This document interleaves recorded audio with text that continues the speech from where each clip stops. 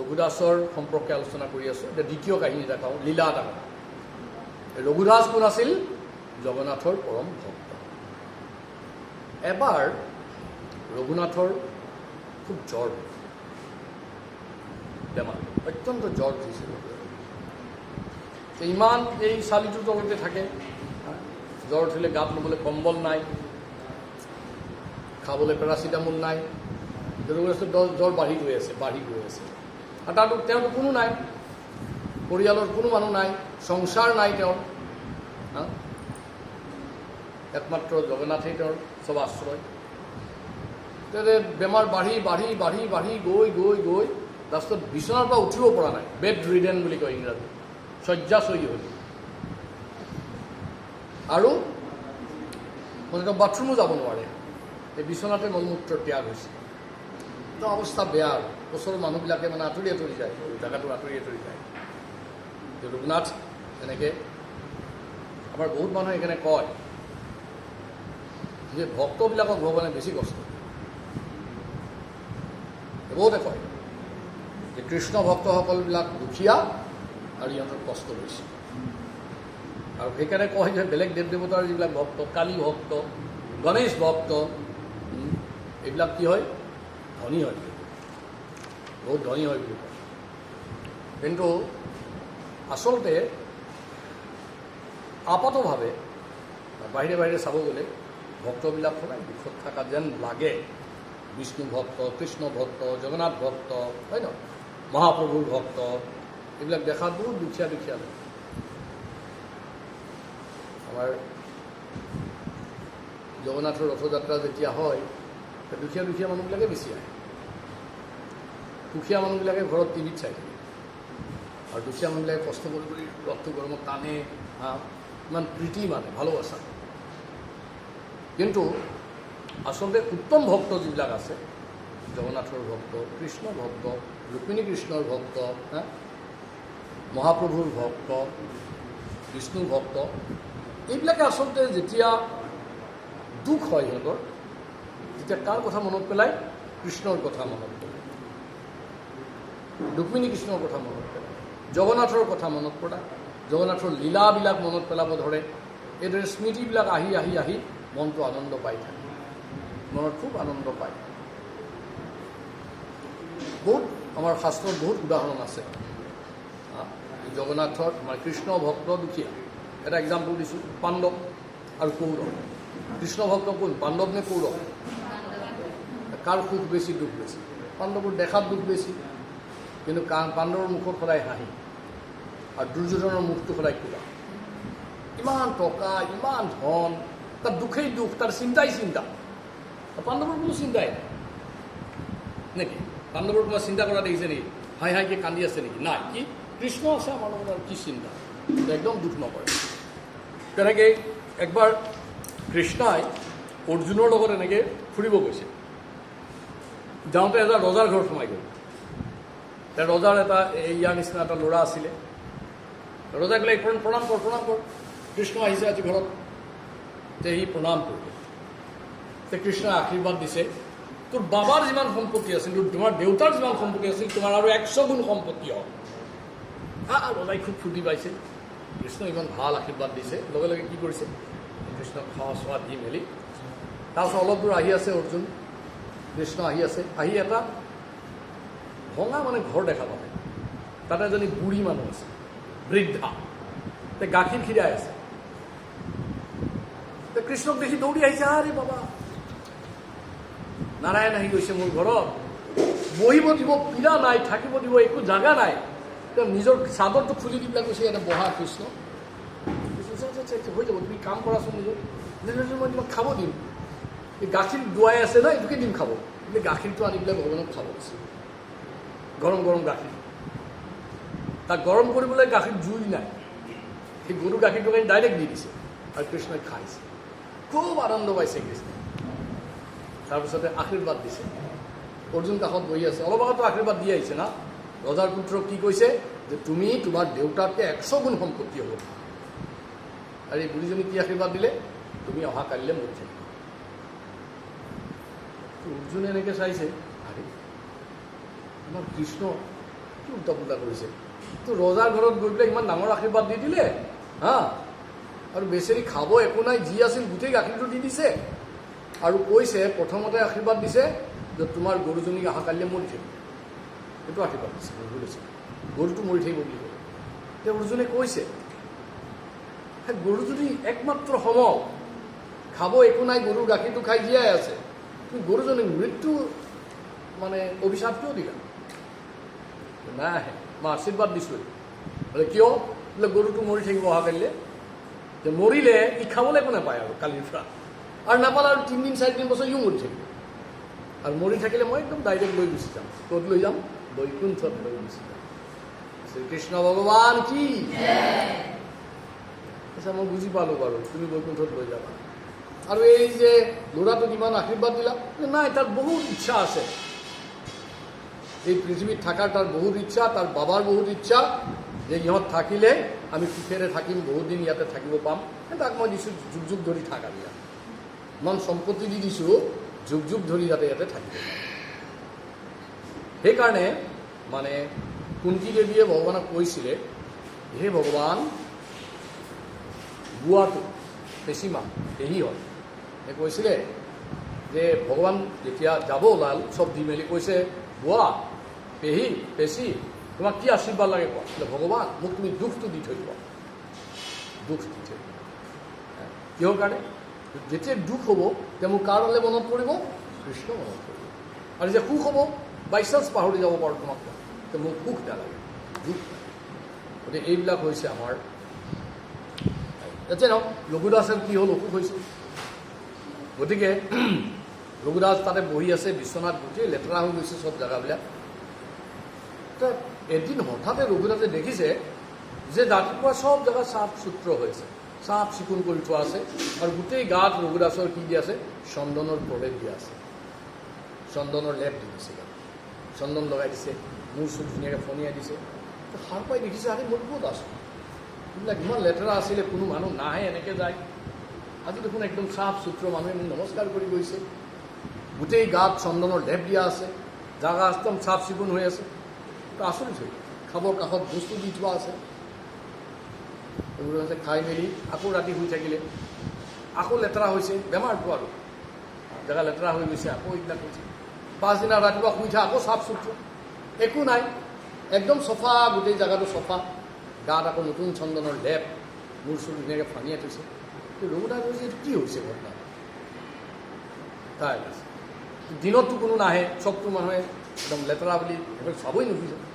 এতিয়া ৰাতি ৰাতি কোন আহে মই চাব লাগিব ৰঘুদাসে গাত ৰঘুদাসে এনেই মানে ইচ্ছা কৰি এনেকৈ চকুকেইটা মুদি ৰৈ আছে তাৰপিছত দেখি এটা বাচ্চা আহিছে বাচ্চাটো কেনেকুৱা ৰং শ্যাম বৰণীয়া আহি দাম ধুম ঝাৰু মাৰিছে চাফা কৰিছে জাগা চাগা চাফা কৰিছে পানী মাৰিছে তাৰপিছত এটা বাতিত কি লৈ আহিছে চন্দন লৈ আহিছে এনেকৈ লেপি দিছে ৰঘুদাসে একদম চব মনে মনে চাই আছে ৰঘুদাসে থাপ মাৰি হাতত এনেকৈ ধৰিছে বাছ আজি ধৰিছে কাৰণ ৰঘুদাসেতো বুজি পায় দিনত চব মানুহে নাচায় এইফালে এইটো কোন আহিছে এইটো মোৰ জগন্নাথ আহিছে কৈছে প্ৰভু প্ৰভু প্ৰভু আপুনি এইবিলাক কি কৰি আছে জগন্নাথেতো ইচ্ছা কৰিলে পলাই গুচি যাব পাৰে এনেকৈ ধৰিছে পলাই গুচি যাব পাৰে কিন্তু শাস্ত্ৰত লিখা আছে যে ভগৱান চব বন্ধনৰ পৰা মুক্ত হৈ যাব পাৰে ভগৱানক কোনেও বান্ধিব নোৱাৰে কিন্তু যেনেকৈ মানুহকো চব বন্ধনৰ পৰা মুক্ত কৰি দিব পাৰে জড়বন্ধন যিমান আছে চববিলাক মুক্ত কৰি দিব পাৰে দুখ বন্ধনৰ পৰা মুক্ত কৰি দিব পাৰে ভৱবন্ধনৰ পৰা মুক্ত কৰি দিব পাৰে জড়বন্ধনৰ পৰা মুক্ত কৰি দিব ৰোগ বন্ধনৰ পৰা মুক্ত কৰি দিব পাৰে পাপ বন্ধনৰ পৰা মুক্ত কৰি দিব পাৰে চব বন্ধন যিমান আছে এইবিলাকৰ পৰা ভগৱানে চবক উলিয়াই দিব পাৰে আৰু ভগৱান নিজে কোনো বস্তুৰ পৰা বান্ধ কৰে ভগৱান চবৰ পৰা মুক্ত হৈ থাকে সেইকাৰণে আমাৰ শাস্ত্ৰত লিখে ভৱ ভয় ভন্দন দুঃখ বিমোচন বিপদৰঞ্জন তুমি নাৰায়ণ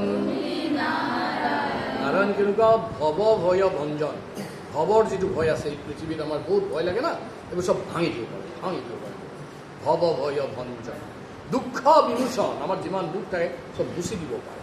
ভৱ ভয় ভঞ্জন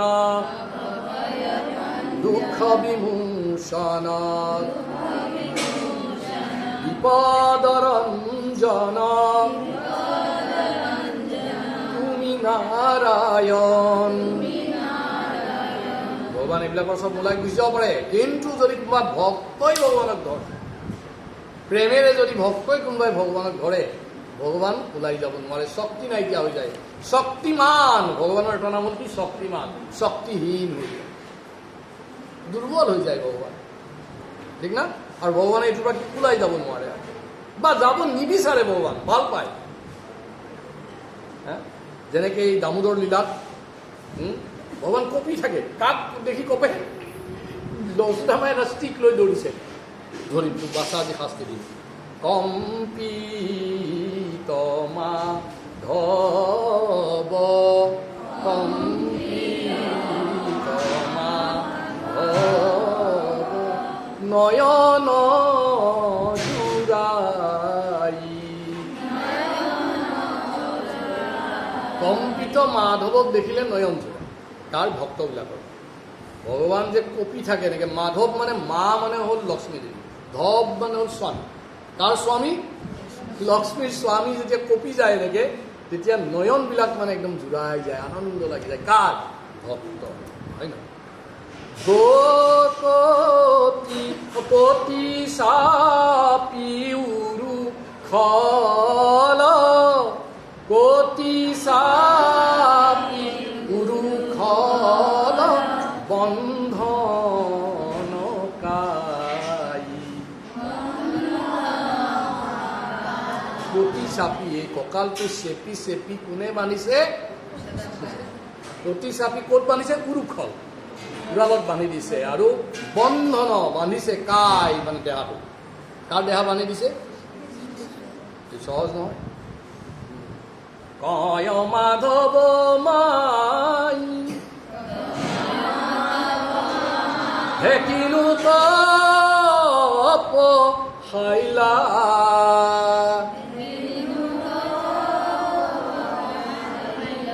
ত্ৰিজগত পতি হৰি ৰাখুৱাল পাইলা।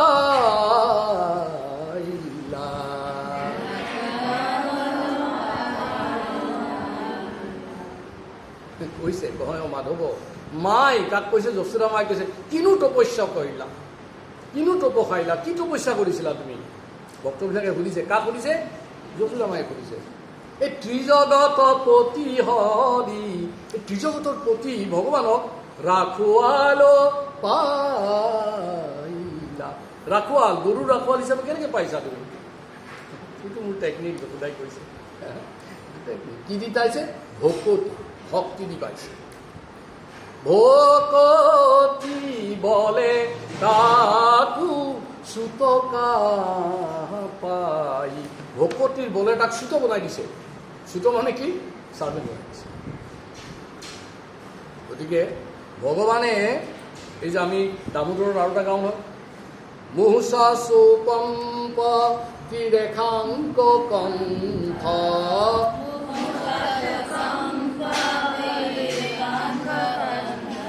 চিতগৈব্য দামোদৰ ভক্তি বন্ধম।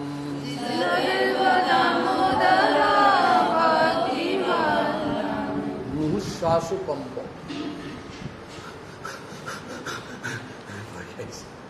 মুহু মুহু মানে বাৰবাৰ, শ্বাসটো বাৰবাৰ লৈছে, কম্প, কম্পিত হৈছে, মাটিৰ পৰা নাই। তিৰেখাংক কম্প, ডিঙিত মানে তিনিডাল ৰেখা থাকে, কঁপি আছে। স্থিত গৈব্য দামোদৰ ভক্তি বন্ধন। যশোদা মায়ে ভক্তিৰে কি কৰিছে? নদ দি বান্ধি দিছে। সেইকাৰণে ৰঘুদাসৰ হাতত ভগৱান কি হৈছে? বন্ধন হৈ গৈছে। ৰঘুদাসে কান্দি কান্দি কি কৰিছে? ভাল পাইছে নেকি? ৰঘুদাসে দুখ পাইছে। মোৰ কি গতি হ'ব প্ৰভু? মইতো নৰকত যাব লাগিব। তুমি নৰকত যোৱা, স্বৰ্গত যোৱা, বৈকুণ্ঠত যোৱা, এইচব বেলেগ কথা। এতিয়া মই বেলেগ আনন্দ লৈ আছোঁ। কি আনন্দ লৈছে আপুনি? বোলে ভক্তই মোক সেৱা কৰি যেনেকৈ আনন্দ পায়, মই ভক্তক সেৱা কৰি তাতকৈ বেছি আনন্দ পাওঁ। ভক্তবৎসল জগন্নাথ কি। তেতিয়া ৰঘুক কৈছে যে ৰঘু, তুমি আৰু এই জন্মৰ পাছত আৰু ডাইৰেক্ট মোৰ ধামলৈ যাবগৈ পাৰিবা, একদম পূৰা যাব পাৰিবা মোৰ ধামত। তোমাৰ চব কৰ্মফলবিলাক মোটামুটি শেষ হৈ গৈছে, গতিকে তুমি এতিয়া মোক আনন্দ ল'ব দিয়া। এইবিলাক যে চাফ চুত্ৰ কৰিছোঁ মই বহুত আনন্দ কৰিছোঁ। আৰু মানুহ ভাল পায় নেকি? ভগৱানৰ সেৱা ল'বলৈ ভক্তই ভাল পায়? নাপায়। সেইকাৰণে ভক্তি বিনোদ ঠাকুৰে কি গায়? কৃত জন্ম হওঁ তোৱা দাস, যে তোমাৰ দাস হৈ মই এটা গীত হৈ থাকিবলৈও ভাল পাওঁ, আৰু তোমাক পাহৰি যদি মই ব্ৰহ্মাও হৈ যাওঁ তাত মোৰ আশা নাই। কৃত জন্ম যথা তোৱা দাস, কৃত জন্ম যথা তোৱা দাস, বহিৰ্মুখ ব্ৰহ্মা জন্মে নাহি আস। ব্ৰহ্মা হ'বও নালাগে, মই এটা কীট মানে কৰোৱা পিপৰা হৈ থাকি ভাল পাম যদি তোমাৰ কিবা অলপ সেৱা কৰিব পাওঁ। সেইটো ভক্তৰ ভাৱ। ভক্তই ভগৱানৰ পৰা সেৱা নিবিচাৰে নহয়, ভক্তই ভগৱানক সেৱা কৰিব বিচাৰে। আৰু কৈছে যদি মোক ব্ৰহ্মাও বনাই দিয়া আৰু তোমাক পাহৰি যাওঁ, বহিৰ্মুখ তোমাক আপুনি পাহৰি থাকোঁ, তেনেকুৱা জন্মৰ প্ৰতি মোৰ আশাই নাই ভগৱান। ভক্তি বিনোদ ঠাকুৰ বহিৰ্মুখ জন্মে ব্ৰহ্মা জন্মে নাই আজ, মানস দেহ গেহ জ্যোতিষু মূৰ, অৰ্পিলো তোৱা পদে নন্দ কিশোৰ। ৰঘুনাথে কৈছে যে মোৰ চব শেষ, আৰু ৰঘুনাথে কৈছে যদি তুমি মোক ভাল পোৱা তেতিয়াহ'লে কমচে কম মোক বেমাৰটো ভাল কৰি দিয়া, তেতিয়াতো আৰু আমি চব ঠিক ঠাক চলি থাকিম। জগন্নাথে কৈছে তোমাক যদি মই ভাল কৰি দিওঁ তাৰপিছততো মই এই কোনে এই মলমূত্ৰ চফা কৰিব লগা হ'ব, তুমি ভালেই হৈ গ'লা, যে মই চান্সটো নাপাম। তেতিয়া কৈছে যে তোমাৰ নিচিনা মই বহুত দুখীয়া মানুহক দুখীয়া হৈ থাকিবলৈ আশীৰ্বাদ দিওঁ। সুদামা ভগৱানৰ কি আছিলে? বন্ধু। ভগৱানে তাক কি আশীৰ্বাদ দিছে? সদায় দুখীয়া হৈ থাক। তেনেকৈ মহাপ্ৰভুৰ দিনত শিৱাসংগনত মহাপ্ৰভুৰ কি হৈছিলে? সদায় কীৰ্তন হৈছিলে। তাতে এজন শুক্লানন্দ ব্ৰহ্মচাৰী আছিলে, বহুত দুখীয়া আছিলে, ভগৱানৰ মানে মহাপ্ৰভুৰ ভক্ত।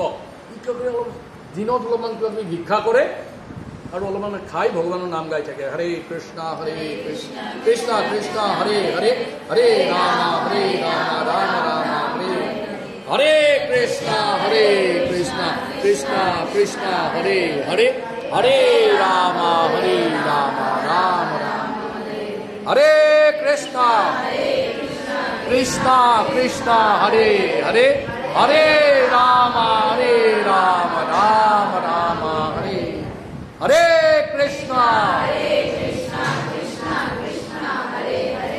হরে রাম রাম। এনেকৈ সদায় হৰে কৃষ্ণ নাম গাই থাকে। কোনে?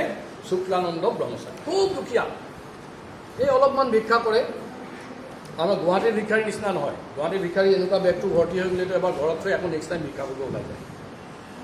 মোক এজন বন্ধুৱে কৈছে যে গুৱাহাটীত আটাইতকৈ বেষ্ট প্ৰফেশ্যনটো হৈছে বেগাৰ। অলপ জোলা ভাত পাতি দিলে ক'ৰবাত গালি চালি খায়, তো অলপতো কিবা দি দিয়ে না, তাত কষ্টই নাই। একবেলা বোলে ভিক্ষা কৰিব পাৰিলে কমচে কম 50 টকা 100 টকা ওলাই যাব। কিন্তু শুক্লানন্দ ব্ৰহ্মচাৰী এনেকুৱা বেগাৰ নহয়, মধুকৰি কৰে, মানে এনেকৈ হাতটো পাতে অলপ ভিৰ দিলে এইটো ভৰাই নথয়, আকৌ সেইটো হাত লৈ ইয়াৰ তাত যায়। ভিক্ষাং দেই, তাতে ভিক্ষা দিয়ে, ভিক্ষাং দেই, এইটো ভৰ্তি হৈ গ'লে আৰু সন্তুষ্ট। আহি এইটো ৰাখি হৰে কৃষ্ণ হৰে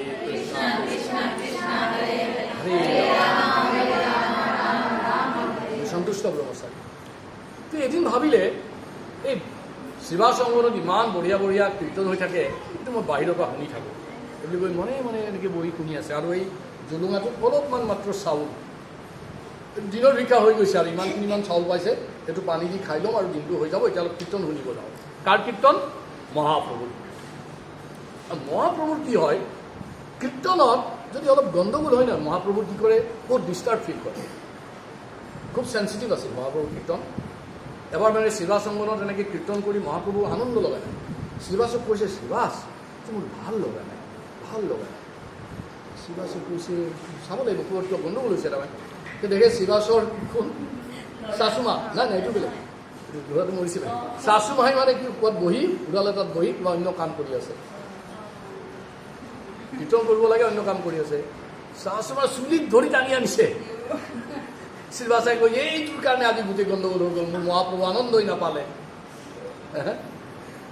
এনেকৈ মহাপ্ৰভু আৰু একদিন মানে কীৰ্তন কৰি আছে, আনন্দ পোৱা নাই। শ্ৰীবাস সংঘৰত কৈছে, মই আজি আনন্দ পোৱা নাই, কিবা এটা ডিষ্টাৰ্ব ফিল কৰি আছোঁ, কি হৈছে কি হৈছে? ঘৰত দেখে শ্ৰীবাসৰ ল'ৰা দেহ ত্যাগ কৰিছে। শ্ৰীবাসক গালি পাৰিছে মহাপ্ৰভু যে তোমাৰ ল'ৰা ঘৰত মৃত্যু হৈছে আৰু তুমি মোক খবৰ দিয়া নাই। নাই প্ৰভু, আপোনাৰ ইমান ধুনীয়া কীৰ্তন চলি আছে, তাৰ মাজত মই ডিষ্টাৰ্ব কৰা নাই। আপোনাৰ কীৰ্তন হৈ যাওক, মোৰতো ল'ৰা মৰিলে আৰু কি হ'ল আৰু গ'ল আৰু। কৈছে নাই নাই নাই নাই, মই বহুত দুখ পাইছোঁ। তাক এনেকৈ মৰম কৰি দিছে বাচ্চাটো, লগে লগে জীৱন পাই উঠিছে। হা, শ্ৰীবাস শুনি চাই আছে। ভগৱান কৈছে যে কি হ'ল? নাই ভগৱান, তোমাৰ কীৰ্তন শুনি শুনি মই যাব ওলাইছিলোঁ আৰু তুমি মোক কিয় জগাই দিছা? যে যাবা, অলপ পাছত যাবা, একবাৰতো চবক মাত দি যোৱা। চবকে এবাৰ মাত দিছে, বাবা মই যাওঁ, পিতা মই যাওঁ, মা মই যাওঁ, অমুক মই যাওঁ, চবক যাওঁ, ঠিক আছে, আকৌ গুচি গৈছে। এই শুক্লানন্দ ব্ৰহ্মচাৰী বাহিৰত বহি কীৰ্তন শুনি আছে এনেকৈ, আৰু ভগৱানৰ ডিষ্টাৰ্ব ফিল কৰিছে। কোনে? মহাপ্ৰভু। তেতিয়া মহাপ্ৰভু কি কৰিছে, ক'ৰবাত ডিষ্টাৰ্ব হৈছে, চা চা চা চা।